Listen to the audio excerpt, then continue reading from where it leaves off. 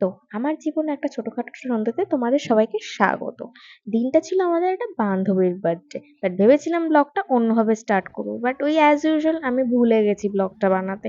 তো যখন মনে পড়েছে তখন থেকেই স্টার্ট করলাম। তো হাবড়া থেকে কেক কিনে ৭ সমুদ্র ১৩ নদী পার করে কবরস্থান পার করে আমরা ফাইনালি তার বাড়িতে পৌঁছাই। অ্যান্ড বাড়িতে গিয়ে যেটা দেখতে পাই, সে টুম্পা সোনার মতন সে নাইটি বৌদি সেজে ঘরের ভেতরে ঘুরে বেড়াচ্ছে। তার নাকি কোথাও যাওয়ার মুড নেই। মানে ভাবতে পারো, জন্মদিনটা কার, নাকি আমরা বেশি সেজে গেছিলাম, আমি তো সেটাই বুঝতে পারছিলাম না দেখে। তো যাই হোক, তাকে আমরা একটা গিফট দিই, যেটা বলি তাকে পরে আসার জন্য। বা ডুমুরের ফুল দেখার জন্য হয়তো মানুষ এতটা ওয়েট করে না যতটা আমরা তার সাজের ঘর থেকে বেরোনোর জন্য ওয়েট করছিলাম। মানে লিটারেলি তাকে শার্টটা পরে এসে দেখানোর জন্য আমরা কতক্ষণ ধরে ওয়েট করছি, জাস্ট ভাবো। যেটা খেতে চাই আমরা সেই খেতে চাইছি। তুমি কি খেতে চাও ডাজন্ট ম্যাটার, ওকে? আমাদের বক্তব্য হচ্ছে আমরা যেটা খাবো সেটা ওকে দিয়ে কাটা হলুদ দিয়ে শুধু খেতে দেবে, আমরা শুধু খাবো। তাই নতুন কেক আনবে বলেছি বলে আমরা আনিনি।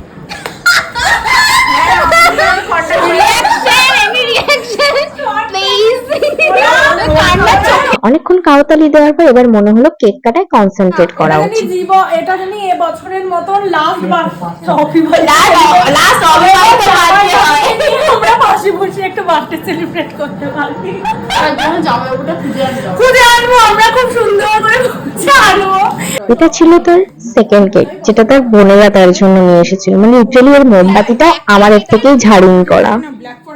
একটা কেকের মোমবাতি দিয়ে আরেকটা কেক কাটছে। Happy birthday to you. টাকা কি সামনে থেকে সিরিয়ালটাও মাঠে যাবো বলে আজকে। হ্যাঁ, তুই প্রতিদিন মর্নিং ওয়াক করতে যাস আর এইগুলো ঠুসছে। হ্যাঁ, দেখা যায় না যে মর্নিং ওয়াক করতে করতে এত দূর চলেছে, টোটো করে বাড়ি ফিরতে হয়।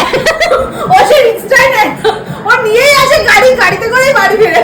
মাঝে বাড়ি যাবো আমি হচ্ছে লাস্ট পোস্টে, আমি আর হয়তো এবছরে পেস্ট্রি খাবো না। শুরু করছি এবছরে। দাঁড়া করছি, এবছরে পেস্ট্রি খাবি না? তা আমার বার্থডে কি করবি? তোর বার্থডেটা আমার বার্থডে কি করবি বল? খাবি না? ওই তোর বার্থডে লাস্ট খাবি না? না, ওটা চিন্তা থাকে। কেক ঠেক খেয়ে বার্থডে সেলিব্রেট করে এখন বেরিয়ে গেছি, কিন্তু ক্যাফেতে যাব। লাইটের বড্ড অভাব। কোথায় নিয়ে যাচ্ছ তুমি? যেখানে যাবি। কোথায় নিয়ে যাবি? যে কোনো ক্যাফে। কোথায়? হাবড়া চল। তাহলে হাবড়া যাচ্ছি। পড়ে গেলে ওর দায়িত্ব। জীবনে ফার্স্ট টাইম হৈমন্তী চালাচ্ছে, আমি উঠলাম। বেঁচে ফিরলে আবার দেখা হবে। তো সারা রাস্তা এরকম কাউতালি করতে করতে আমরা চলে আসি আদিস ক্যাফে। এখানে এসে সিট তো মোটামুটি পাচ্ছিলামই না। একটা কর্নার সাইডে সিট পেয়ে কোনো রকমে অর্ডারটা তাড়াতাড়ি করে দিয়ে আমরা চলে আসলাম।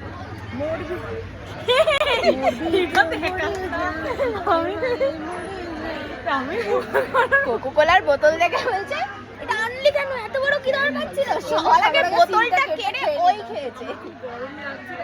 গরম আমাদেরও লাগছে, তাই বলে বোতল দেখে ইমা খেতে নেই বলে হামলে পড়িনি বোতলের উপর। পুজোটা করে নি, একা একাই খেয়ে যাচ্ছে। খা খা দিকা, তোকে অফার করলো না, কিছু বললো না, তুললো টপাস করে খেয়ে নি।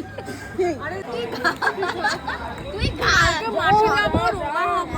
সকালবেলা মর্নিং ট্রিটটা যদিও বার্থডে গার্লের তরফ থেকেই ছিল, বাট এটা ছিল স্টার্টার টিপস।